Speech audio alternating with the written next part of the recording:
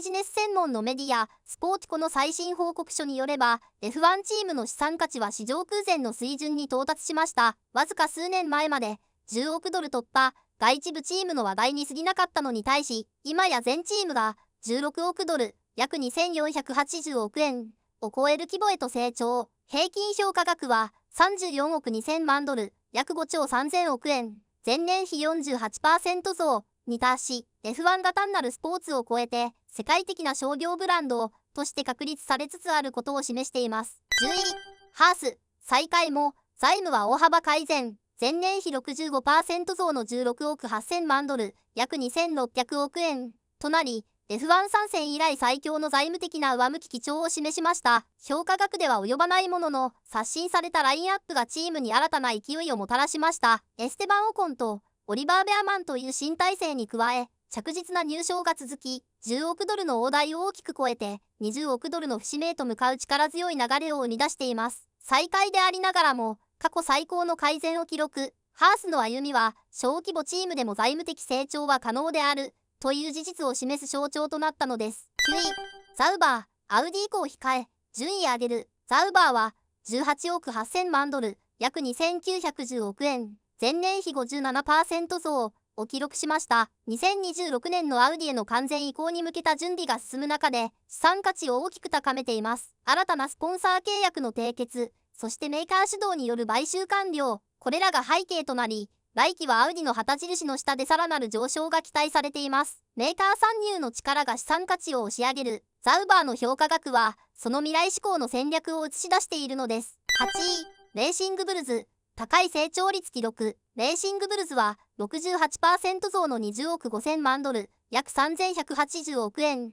という大幅な伸びを見せました。ランキングでは8位にとどまったものの、多くのライバルを上回る成長率を示しています。その背景には、指導部の変更やシーズン序盤の決断的なドライバー交代、トラック上で大きな結果を残せずとも、商業的な強さを発揮できることを証明しました。結果以上に、経営判断が資産価値を押し上げる。レーシング、ブルズの成長は、F1 における戦略の力を示す象徴的な事例となったのです。7位、アルピーヌ。不安定なシーズンも価値上昇。アルピーヌは 39% 増の20億8000万ドル、約3220億円を記録。不安定なシーズンながら長期的な潜在力が評価されています。しかし、その裏側では経営陣の刷新やドライバー交代が相次ぎ、ポイント獲得はピエール・ガスリーのみにとどまりました。ランキング順位は下げたものの、今回の評価額上昇は短期的な競争力ではなく、長期的な可能性が反映されたものとみられます。結果以上に、未来への期待が資産価値を押し上げる。アルピーヌの評価額には、その独特の構造が色濃く現れているのです。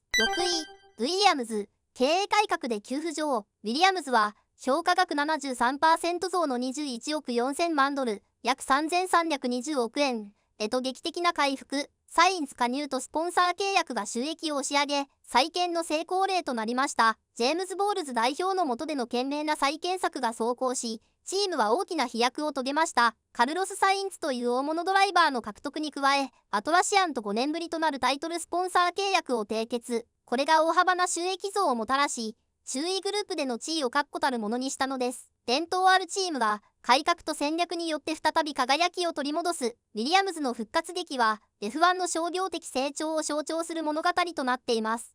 5位、アストンマーティン。苦戦もニューウェイ効果に期待。アストンマーティンは評価額30億ドル、約4650億円に到達。45% 増を記録したものの、全体の伸び率から見ればやや低い水準にとどまりました。2025年シーズンは不振に終わり、順位低下が財政的な躍進を阻む要因となりました。しかし、2026年に向けて、著名デザイナー、エイドリアン・ニューウェイを獲得。その未来への期待が、チームの資産価値を支えています。苦戦の現実と、希望の象徴、アストンマーティンの評価額には、その両面が色濃く反映されているのです。4位、レッドブル。内部の混乱響き後退。一方、レッドブルは、評価額43億2000万ドル、約6700億円。で4位に後退。上昇率は 23% と比較的緩やかにとどまりました。その背景には、チーム内の混乱があります。クリスチャン・ホーナー代表の離脱、指導体制の不安定さ、そしてセカンドシートの交代劇。これらがマックス・フェルスタッペンへの負担を増大させ、結果として過去数シーズンに比べ資産価値の上昇を鈍らせる要因となったのです。圧倒的なエースの存在に依存する構造が浮き彫りとなり、商業的評価にも影を落としました。3位、マクラーレン。タイトル獲得でレッドブル抜く。そして最大の躍進を遂げたのはマクラーレン。今季各チームで最大の伸び率となる 78% 増という驚異的な数値を記録し、マクラーレンの評価額は47億3000万ドル、約7330億円に達しました。ドライバー2人によるタイトル争い、そして2年連続のコンストラクターズチャンピオンシップ獲得、その圧倒的な成果によって、マクラーレンはレッドブルを抜き去り、3位に浮上しました。2年続けて並外れた商業的成長を見せ、今やその存在は F1 における成長の象徴となっているのです。2位、メルセデス。大幅増で順位維持。メルセデスは前年比 49% 増となる58億8000万ドル、約9110億円まで評価額を伸ばし、ハミルトンのフェラーリ移籍後も2位の座を死守しました。ジョージ・ラッセルと新人キミ・アントネッティによる複数回の優勝、そして表彰台獲得、その好成績が2025年の勢いを生み出し、財務面での強さを裏付けました。スター選手の移籍という逆風を跳ね返し、技術力と安定した経営基盤によって、メルセデスは確固たる地位を守り抜いたのです。1位、フェラーリ。ブランド力で首位堅持。フェラーリは、評価額64億ドル、約9920億円で首位を維持しました。前年比 34% 増となったものの、昨年の急騰と比べると成長率はやや鈍化。トラック上ではシャルル・ルクレール、ルイス・ハミルトンともに未勝利に終わり、静かなシーズンとなりました。しかし、伝統、世界的なブランド力、そして熱狂的で強固なファン層、その圧倒的な存在感こそが、フェラーリを不動のナンバーワンへと押し上げているのです。2025年、F1 チームの資産価値は史上空前の高みに到達しました。スポーティコの最新報告によれば、全10チームが16億ドル、約2480億円を突破。平均評価額は34億2000万ドル、約5兆3000億円。前年比で 48% 増。わずか数年前まで10億ドル突破。外一部チームの話題に過ぎなかったのに、今や全チームが億ドル規模の企業として確立されたのです。その中で、フェラーリは伝統とブランド力で首位を堅持、メルセデスはスター移籍の逆風を跳ね返し、安定した強さを示しました。マクラーレンは 78% 増という驚異的な伸び率で、レッドブルを抜き去り3位へ。一方のレッドブルは内部の混乱が響き、伸び率は鈍化しました。アストンマーティンは苦戦しながらも、ニューウェイ加入で未来への期待を織り込み、ウィリアムズは経営改革とサインズ加入で劇的な復活を遂げました。アルピーヌは不安定ながらも長期的潜在力が評価され、レーシングブルズは結果以上に戦略的判断で高い成長率を記録。ザウバーはアウディ以降を控え、